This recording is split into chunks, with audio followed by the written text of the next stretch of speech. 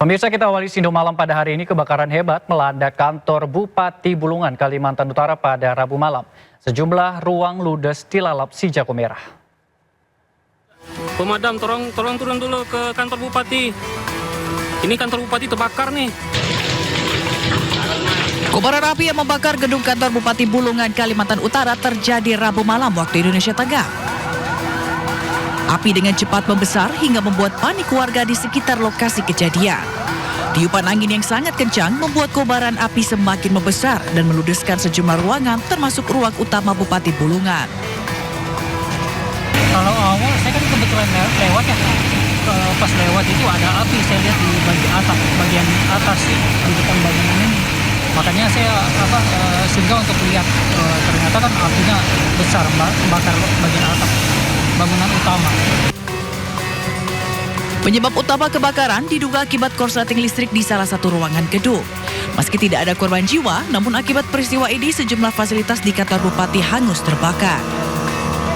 Dari Kabupaten Bulungan, Kalimantan Utara, Usman Kodang, iNews melaporkan.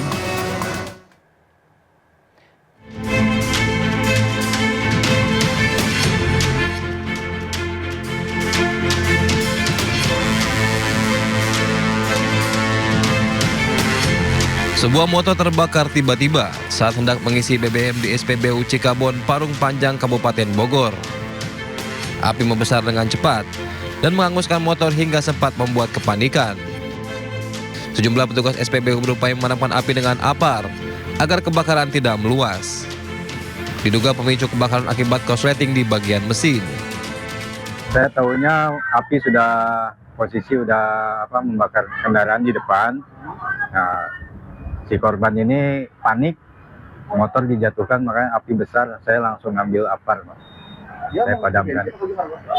Kalau kayaknya sih baru mau masuk gitu, Pak, posisinya. Iya. Usai berhasil dipadamkan, makanya motor langsung dibawa pemiliknya ke bengkel terdekat. Dari Kabupaten Bogor, Jawa Barat, Iwan Setiawan, iNews melaporkan.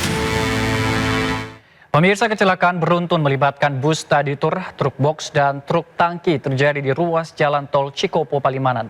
1 orang tewas dan 10 orang luka-luka.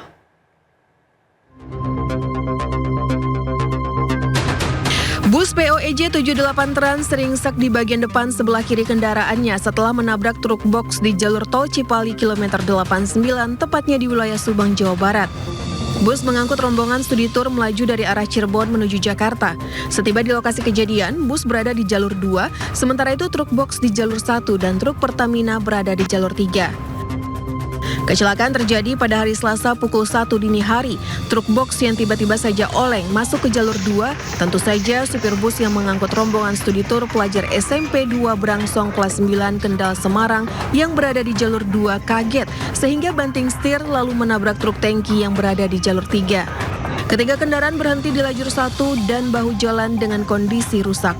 Sementara akibat kecelakaan ini, kernet bus rombongan studi tewas di lokasi kejadian, sedangkan 7 pelajar dan 3 guru pendamping luka ringan.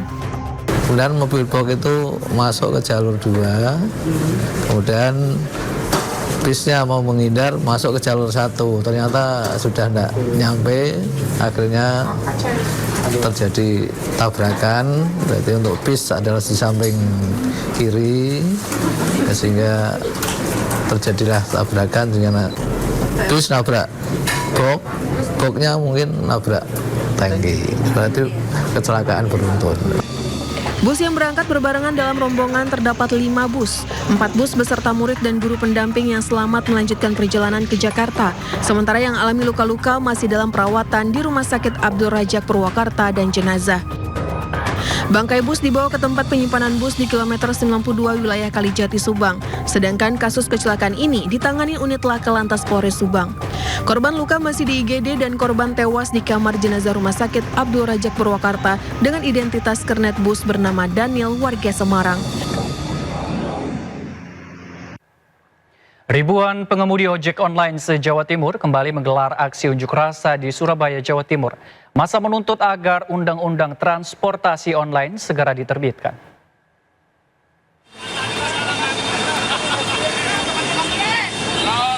Ribuan pengemudi ojek online se-Jawa Timur kembali turun ke jalan sambil berorasi dan membentangkan spanduk tuntutan massa. Aksi ini meneruskan aksi tahun lalu. Massa menuntut agar pemerintah segera menerbitkan Undang-Undang Transportasi Online karena sudah masuk dalam daftar program legislasi nasional Komisi 5 DPR RI dengan antrian nomor 36. Dari ini kita menuntut Undang-Undang Transportasi Online Indonesia harus terbit. Karena di prolegnas Komisi 5 sudah di antrian nomor 36. Kalau kita tidak dorong, atau tidak menjadi prioritas. Itu tujuan kami. Karena apa? Regulasi lokal tidak berjalan dengan lancar karena tidak dipatuhi oleh aplikator. Maka kita bergerak untuk undang-undang yang lebih tinggi.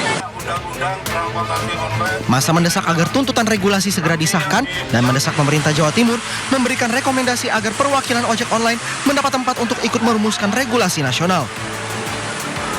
Dari Surabaya, Jawa Timur, Rahmat Ilyasan, iNews melaporkan. Polres Jakarta Utara berhasil mengungkap 4 kasus pencurian dengan pemberatan dan kekerasan di Jakarta Utara dalam kurun waktu 2 pekan. Dari hasil penangkapan, polisi berhasil menangkap 7 orang tersangka dan sejumlah barang bukti.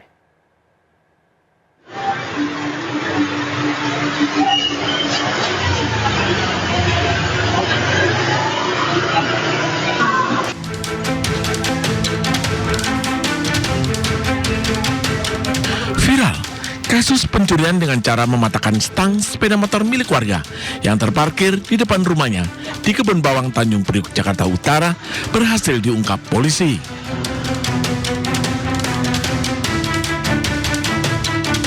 Setelah mendapatkan laporan dari korban, tim Reskrim Polres Jakarta Utara meringkus 2 pelaku di kawasan Legoa, Koja, dan Cilincing, Jakarta Utara.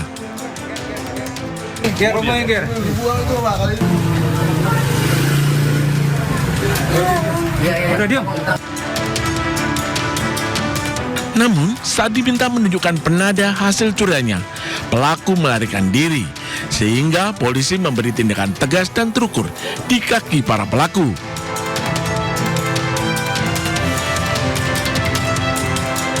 Polres Jakarta Utara juga berhasil mengungkap 4 kasus dengan 7 tersangka beserta barang buktinya. Kami berhasil mengungkap 8 LP atau 8 kasus yang bisa kami ungkap, yang antara lain terkait dengan curanmor, kemudian pencurian dengan pemberatan, kemudian pencurian dengan kekerasan atau curas.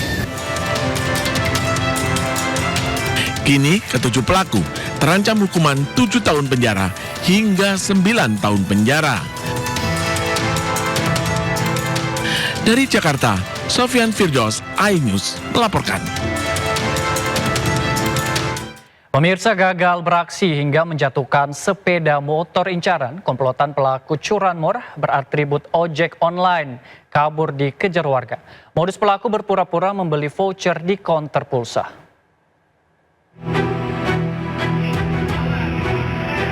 Dua pria berboncengan sepeda motor terekam kamera CCTV saat mendatangi konter pulsa di Jalan Utan Panjang Barat 2, Kemayoran, Jakarta Pusat.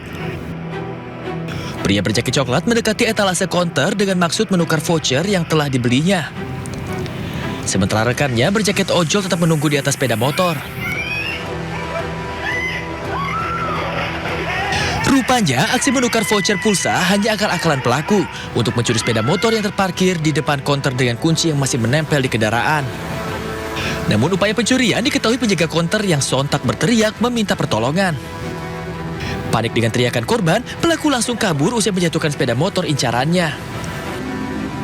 Meski sempat dikejar oleh sejumlah warga, sayangnya kedua pelaku berhasil lolos dari kejaran warga.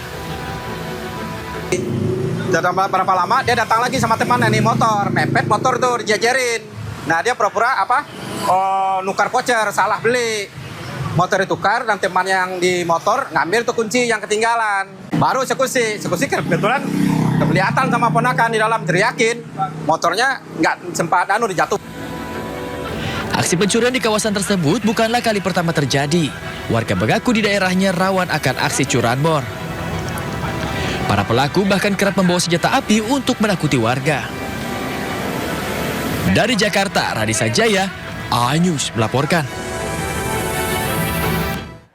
Pemirsa, waspadalah bagi orang tua yang memberikan ponsel serta sepeda listrik bagi buah hatinya. Asik merekam bus telolet di atas sepeda listrik, seorang bocah menjadi korban penjamretan di Tangerang Selatan, Banten.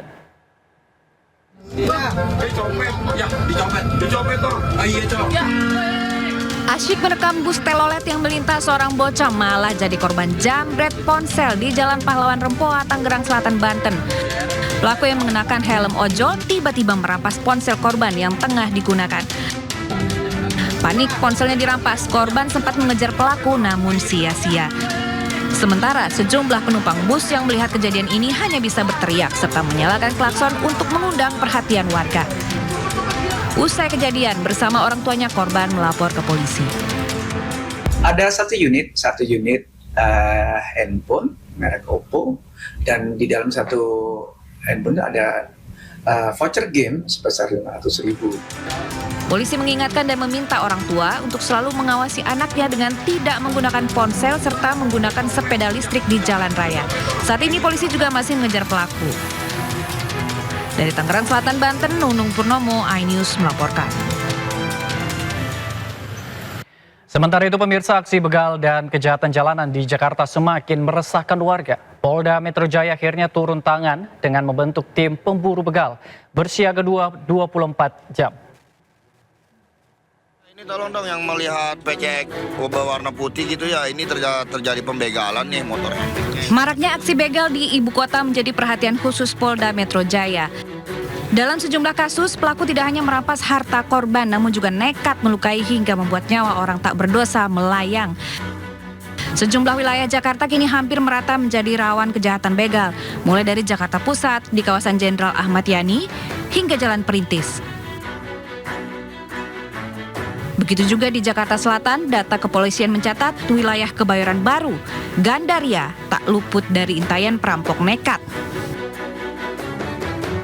Sejumlah wilayah di Jakarta Barat, Utara, hingga daerah perbatasan Jakarta menjadi sasaran pelaku. Untuk mengantisipasi kejahatan jalanan, Polda Metro Jaya membentuk tim pemburu begal yang disebut akan beroperasi selama 24 jam penuh. Tim ini dikerahkan ke titik-titik rawan kejahatan, termasuk kawasan rawan pencurian dengan kekerasan, pencurian kendaraan bermotor, hingga aksi jambret. Dan saya sudah perintahkan dan kepada jajaran Polisian Polda Metro Jaya untuk menindak tegas para pelaku kejahatan yang membahayakan jiwa masyarakat, bahkan membahayakan jiwa petugas kepolisian. Diharapkan untuk melakukan tindakan tegas dan terukur. Selain meningkatkan patroli, polisi juga meminta agar masyarakat aktif melaporkan aksi kejahatan yang mereka temui melalui call center 110. Tim Liputan iNews melaporkan. Pemirsa, viral isu teror pocong yang disebut-sebut menjadi modus kejahatan di wilayah Cipondoh, Kota Tangerang akhirnya mendapat respon serius dari aparat kepolisian. Polsek Cipondoh meningkatkan patroli dan menghimbau warga agar tetap waspada.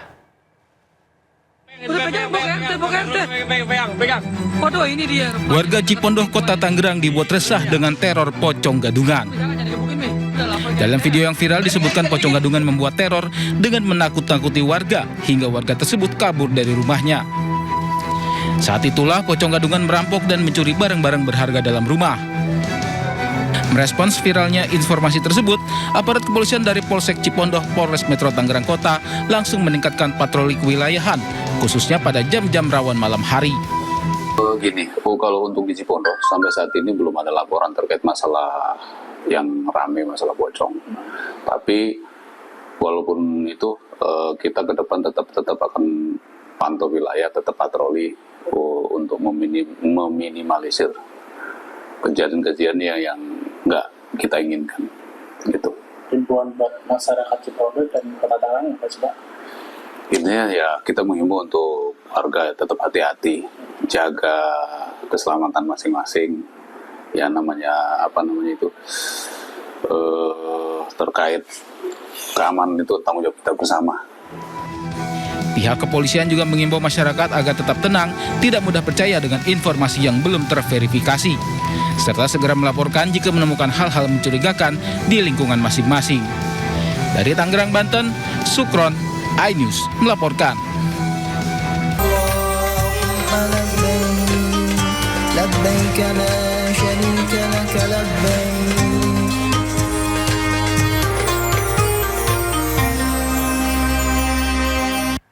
Pemirsa, Anda kembali di Sindo Malam. Ratusan jamaah calon haji kloter terakhir embarkasi Jakarta Bekasi diberangkatkan ke Tanah Suci melalui Bandara Internasional Soekarno-Hatta, Tangerang, Banten. Para jemaah terbang menggunakan Saudi Airlines dan dijadwalkan tiba di Jeddah malam ini.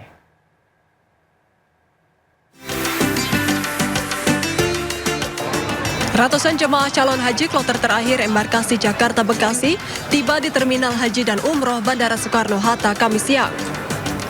Sebanyak 280 jamaah haji dan petugas diberangkatkan menuju Tanah Suci sehari sebelum akses masuk Tanah Haram ditutup. Setelah menyelesaikan proses dokumen dan pemeriksaan imigrasi melalui layanan Mekah Route, para jemaah langsung bertolak ke Jeddah untuk bergabung dengan ribuan jemaah lain yang telah tiba terlebih dahulu.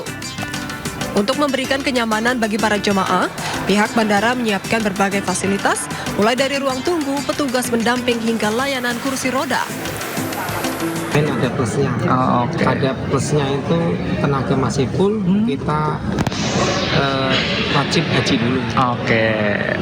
Ibadah wajibnya duluan ya Pak ya. Kalau yang kloter pertama itu jalan-jalan dulu ke Mekah, ke Mekah. Wajibnya ntar dia udah capek baru haji. Kloter 28 embarkasi Jakarta Bekasi merupakan kelompok jemaah haji terakhir yang diberangkatkan ke Tanah Suci tahun ini. Dari Tangerang, Banten, Hasnugara, iNews melaporkan. Pemirsa, Kementerian Haji dan Umroh memastikan seluruh persiapan puncak haji di Arafah, Musdalifah, dan Mina terus dimatangkan secara menyeluruh demi memastikan bahwa jemaah dapat menjalani ibadah dengan aman dan khusyuk. Kemenhaj juga akan melakukan sweeping ke seluruh wilayah Mekah untuk memastikan tidak ada jemaah yang tertinggal.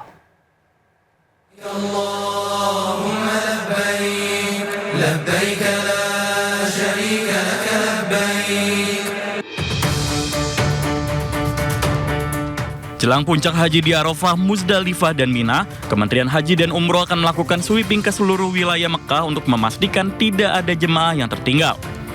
Sweeping ini akan dilakukan setelah jemaah haji bergerak dari Mekah menuju Arafah yang akan dimulai pada 8 Zulhijjah 1447 Hijriah atau pada Senin 25 Mei 2026. Jemaah akan diberangkatkan dari hotel masing-masing di Mekah menuju ke Arafah secara bertahap dalam 3 gelombang perjalanan. Pada pagi pukul 6 pagi, siang hari pada pukul 11.30 dan sore hari pada pukul 17.30 waktu Arab Saudi.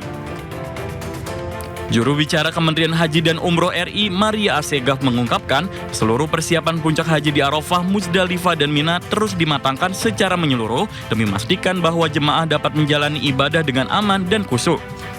Memang seluruh persiapan penyelenggaraan ibadah haji khususnya pada fase puncak haji di Arafah, Musdalifah, dan Mina terus dimatangkan secara menyeluruh demi memastikan bahwa jamaah dapat menjalankan ibadah dengan aman, nyaman, tertib, dan khusyuk. Fase Armusna ini kan memang merupakan inti dari rangkaian ibadah haji sekaligus fase paling krusial dalam penyelenggaraan haji. Pada fase ini, jutaan jemaah dari berbagai negara bergerak secara bersamaan dalam ruang dan waktu yang sangat terbatas. Karena itu, kemudian pengaturan mobilitas, disiplin jadwal, kepatuhan terhadap arahan petugas, serta kesiapan fisik jemaah ini jadi faktor kunci yang sangat menentukan. Sampai data terakhir, sebanyak 481 kloter dengan 166.401 jemaah dan 1.919 petugas telah diberangkatkan menuju Arab Saudi. Sementara itu, pergerakan jemaah dari Madinah menuju ke Mekah juga terus berlangsung secara bertahap. Hingga saat ini, sebanyak 472 kloter dengan 182.332 jemaah dan 1.808 petugas telah tiba di Mekah.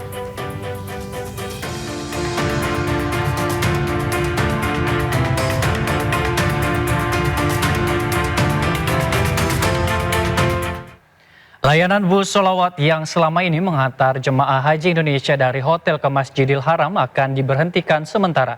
Penghentian sementara ini dilakukan guna menyambut persiapan puncak haji.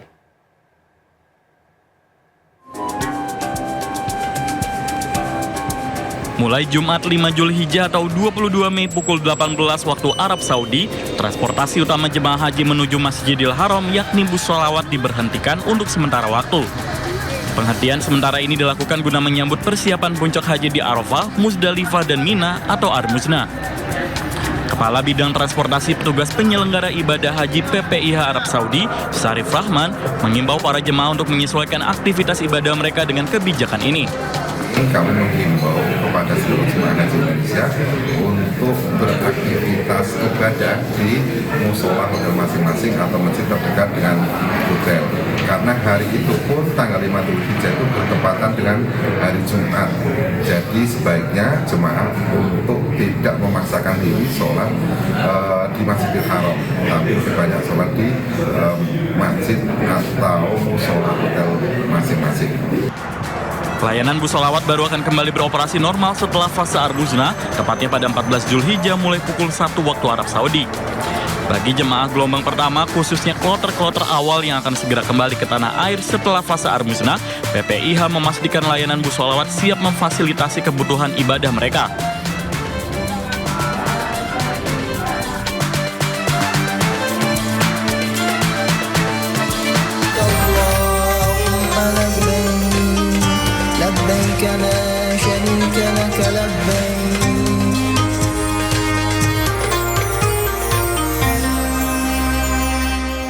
Menteri Keuangan Purbaya Yudi Sadewa menghadiri undangan makan siang bersama Presiden Prabowo di Istana Kepresidenan Jakarta. Purbaya mengungkap temuan dugaan manipulasi faktur perdagangan oleh sejumlah perusahaan ekspor kelapa sawit. Meski enggan membeberkan agendanya, Purbaya mengaku telah menyiapkan laporan terkait dugaan praktik under invoicing oleh 10 perusahaan besar. Ia menyatakan Kementerian Keuangan telah melakukan pengecekan acak terhadap 3 pengapalan milik perusahaan sektor crude palm oil atau CPO. Dari hasil pemeriksaan tersebut ditemukan indikasi manipulasi harga ekspor ke Amerika Serikat. Makan siang lama beberapa menteri kelihatannya ya. Deteksi kapal per kapal. Jadi diundang makan siang. Makan siang lama beberapa menteri kelihatannya ya. Tapi itu bawa laporan Pak, bawa map. Ini selalu jaga-jaga, kalau tanya jangan sampai nggak bisa. Gitu apa aja tuh yang disiapkan berarti? Jadi ada apa? Saya cuman nggak ada studi itu apa yang saya sebutin kemarin. Perusahaan CPO mana aja yang melakukan manipulasi harga. Jadi kalau ditanya saya akan jawab, kalau nggak tanya saya diem. Pemirsa, nilai tukar rupiah hari ini masih lemah setelah sempat menyentuh 17.800 pada siang. Hari ini nilai tukar rupiah terhadap dolar 17.773 rupiah.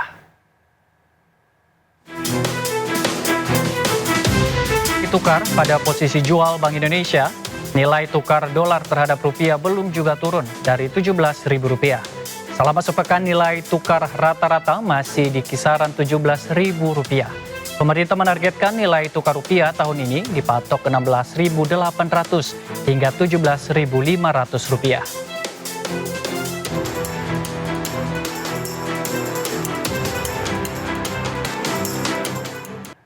Pemirsa, memperluas jaringan operasional dan layanan ke masyarakat, MNC Sekuritas kembali membuka cabang di Kota Bandung, Jawa Barat. Cabang kedua di Kota Bandung ini hadir untuk memberikan edukasi dan kemudahan bagi masyarakat yang ingin berinvestasi di pasar modal.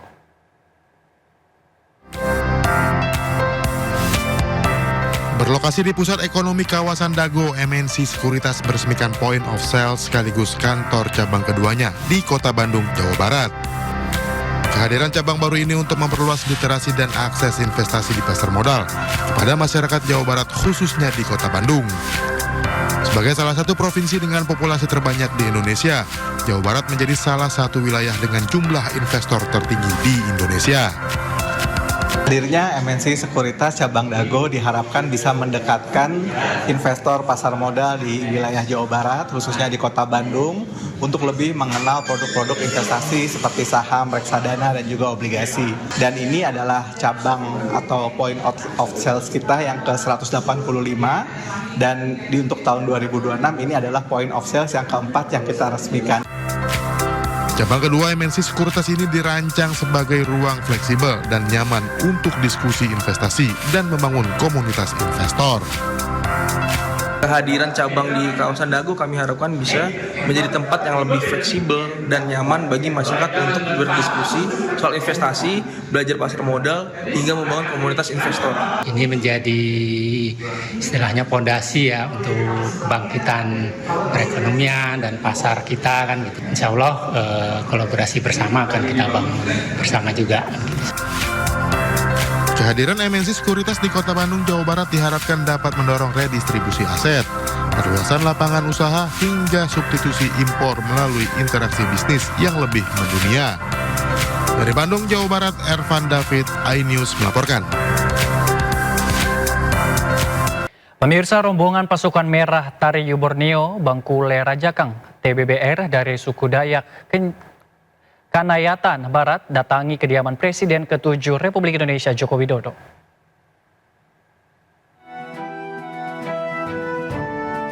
Rombongan pasukan merah Tariu Borneo Bangkule Rajakeng dari suku Dayak dipimpin langsung oleh Panglima Jila alias Agustinus Jila. Ia menyampaikan kedatangan rombongannya ke rumah Jokowi adalah untuk bersilaturahmi dan membicarakan adat budaya. Jila menilai pentingnya silaturahmi antar tokoh untuk membicarakan persoalan kebangsaan. Selain itu, pihaknya juga akan mengajak Jokowi untuk bermain film Dayak. Nah, kita silaturahmi dengan beliau mengenai adat budaya. Kita mengundang beliau untuk datang di acara adat budaya di bulan 8. Dan kami juga membawa Bapak Jokowi untuk bermain film Dayak. Panglima Jila menambahkan di wilayahnya banyak penggemar Jokowi dan mereka sudah lama menantikan kedatangannya. Koresponden Septiantoro, iNews melaporkan. Pameran otomotif terbesar di Asia Tenggara kembali digelar di Jakarta, pemirsa. Lebih dari 2.000 perusahaan otomotif dan pendukung industri turut meramaikan ajang INAPA 2026 dengan menampilkan ribuan kendaraan serta teknologi terbaru.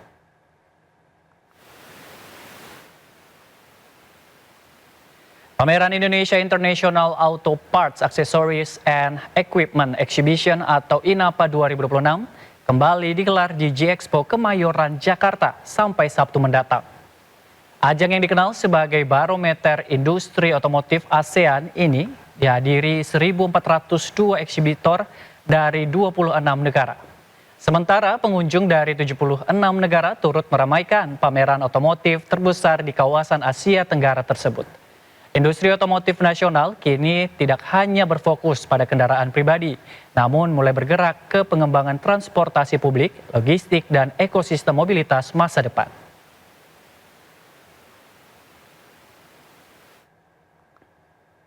Kita berusaha memanfaatkan momentum ini untuk menjalin hubungan lebih dekat dengan semua potensial customer maupun existing customer kita.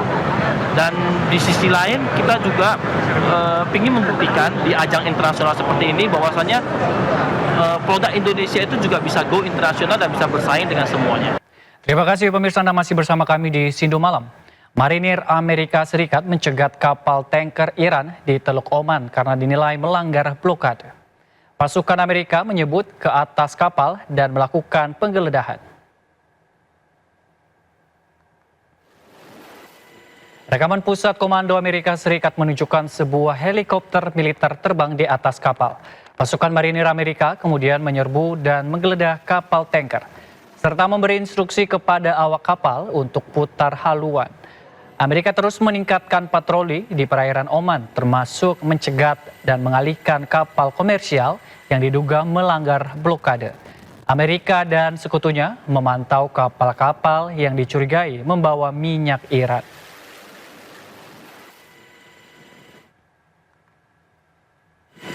Amerika Serikat memperketat blokade di Selat Hormuz dan menghentikan aliran perdagangan yang masuk dan keluar dari pelabuhan Iran. Presiden Amerika Serikat Donald Trump menyebut 37 kapal dagang telah dialihkan.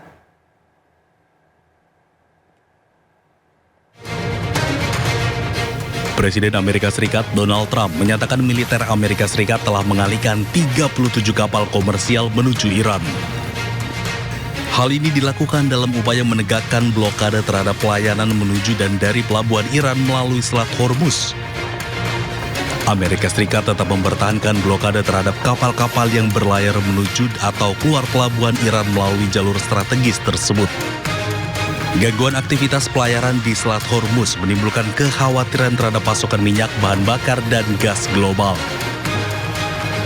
The stock market is higher now than it was before I started the Iran situation. And on the Iran, I had no choice because they were going to have a nuclear weapon. We're not going to give them a nuclear weapon. But that's going to end soon, one way or the other. Oil is going to come tumbling down. There's so much oil. We have 1,600 ships in the Strait that are loaded up with oil that are going to be coming out very soon. So we'll have to see. But the military has been unbelievable. The blockade has been infallible. Not one ship has gotten through the blockade. 37 have tried. They all wish they didn't. Trump juga menegaskan tekadnya mencegah Iran memiliki senjata nuklir. Ia memberi tambahan waktu bagi Iran menyepakati perjanjian damai baru dan menegaskan Amerika Serikat siap melancarkan serangan lanjutan jika negosiasi gagal mencapai hasil. Menurut Trump, situasi saat ini berbeda di titik yang sangat rawan dan dapat berubah cepat sewaktu-waktu.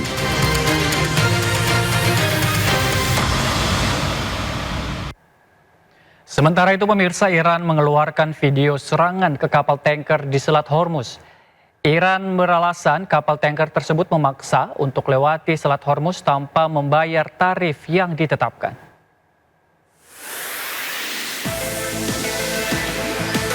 Video penyerangan dikeluarkan oleh Garda Revolusi Iran kemarin.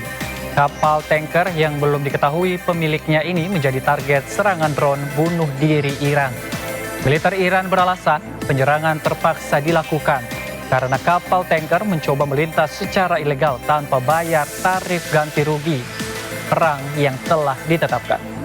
Iran sendiri menetapkan biaya melintas untuk kapal tanker minyak raksasa mencapai 2 juta dolar Amerika Serikat atau setara 34 miliar rupiah.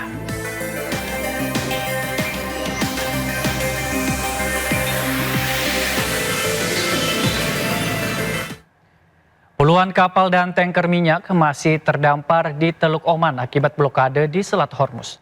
Sementara itu, Iran terus berkoordinasi dengan Oman untuk mengembangkan mekanisme navigasi di Selat Hormuz.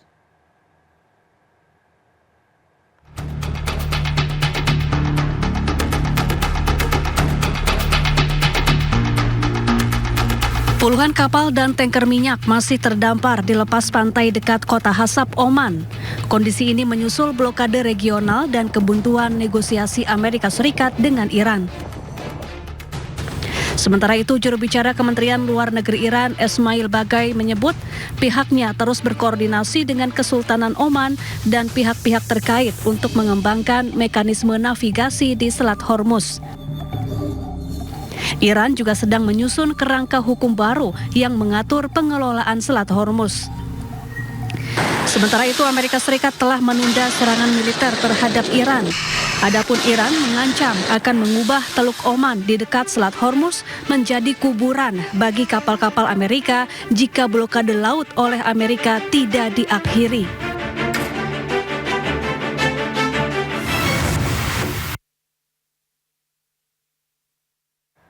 Puluhan pesawat tanker Amerika Serikat terlihat di Bandara Ben Gurion, Israel. Kehadiran pesawat-pesawat pengisi bahan bakar ini dikerahkan ke Israel sebagai bagian dari dukungan logistik operasi militer jarak jauh di kawasan Timur Tengah. Sekitar 40-50 pesawat pengisi bahan bakar milik Amerika Serikat terlihat memenuhi Bandara Ben Gurion. Pengerahan besar-besaran ini melonjak signifikan sejak ketegangan antara Amerika Serikat kian memanas. Amerika Serikat disebut akan mempertahankan armada pengisian bahan bakar di Israel hingga akhir tahun 2027. Hal ini dilakukan sebagai bentuk dukungan logistik dan operasional militer yang strategis. Kemunculan pesawat-pesawat Amerika ini mengakibatkan alih fungsi bandara komersial sipil menjadi pangkalan militer. Hal ini sempat mendapat protes dari pejabat Israel karena mengganggu kelancaran penerbangan komersial.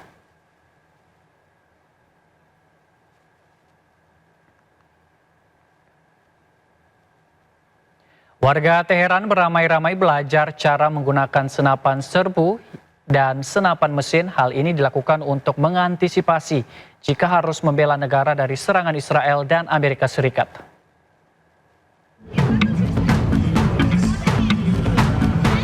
Otoritas Iran mendirikan pos-pos pelatihan senjata publik di Teheran.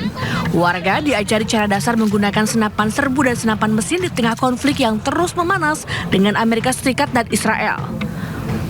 Sejumlah warga, baik pria maupun wanita, belajar cara menggunakan, membongkar, dan merakit senapan. Pelatihan ini merupakan bagian dari kampanye Jan Fada yang diluncurkan untuk menunjukkan kesiapan publik dalam membela negara, serta memperkuat kesiapan warga untuk terjun ke medan perang kapan saja dibutuhkan.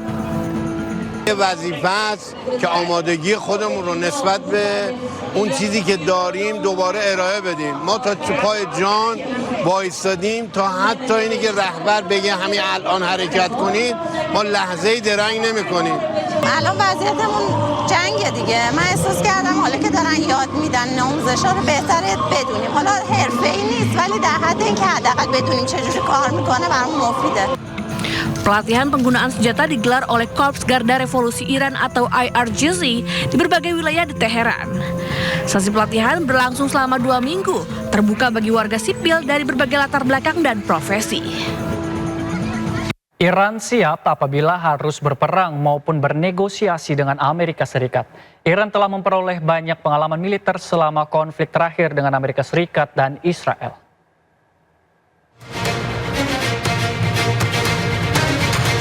Menteri Luar Negeri Iran Abbas Araghchi mengatakan pihaknya siap apabila harus berperang maupun bernegosiasi dengan Amerika Serikat.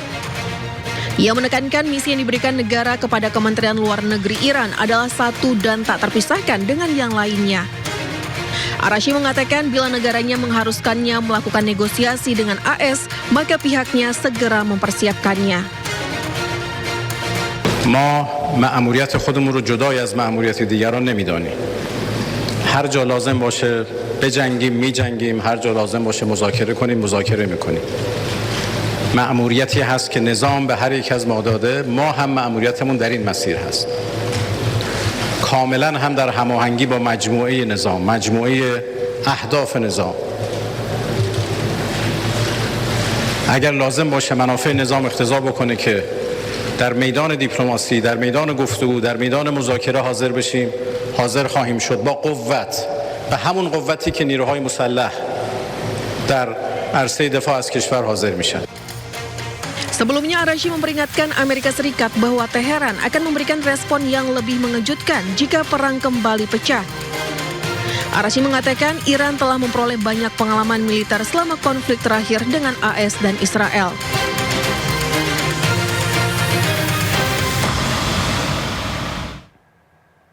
Berdasarkan informasi terbaru, Global Convoy Indonesia mengungkapkan seluruh delegasi Global Sumut Flotilla segera dibebaskan termasuk aktivis Indonesia. Seluruh aktivis Global Sumut Flotilla Coalition yang sebelumnya ditahan di penjara Keziot telah dibebaskan.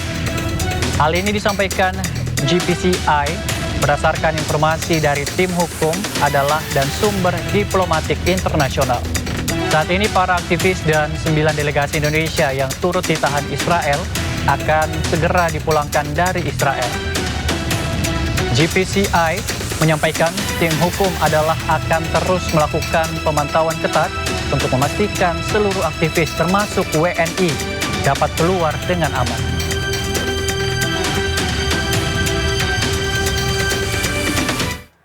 Bahwasanya baru saja kami menerima daftar nama dari Israel yang diberikan kepada tim pengacara di sana, dan di dalamnya 9 WNI tertera di sana. Tapi kemudian yang perlu kita tunggu adalah manifest dari pesawat. Apakah kesembilannya masuk ke dalam pesawat, dan untuk itu tunggu 2-3 jam lagi, insya Allah kami akan update kembali. Jadi alhamdulillah 9 WNI saat ini ada dalam daftar yang dibebaskan dari penculikan, dan jika mereka sampai ke Istanbul, yang pertama akan kami lakukan adalah mengambil kesaksian mereka atas penyiksaan yang dilakukan oleh penjajah Israel. Pemirsa, Perdana Menteri Israel Benjamin Netanyahu meminta semua aktivis global Sumut Flotilla dilepaskan sebagai cara atau dengan cara dideportasi sesegera mungkin. Hal ini menyusul tindakan Menteri Keamanan Nasional Israel Itamar Ben-Gvir terhadap para aktivis yang ditahan.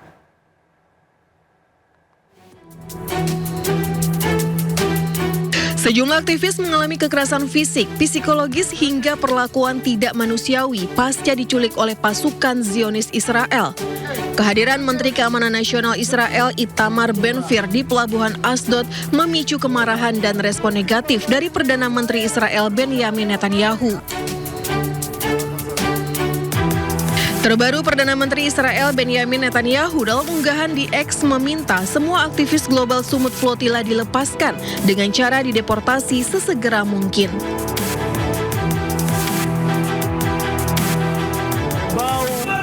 עם הרבה גאווה כגיבורים גדולים. תראי איך נראים עכשיו, תסתכלי.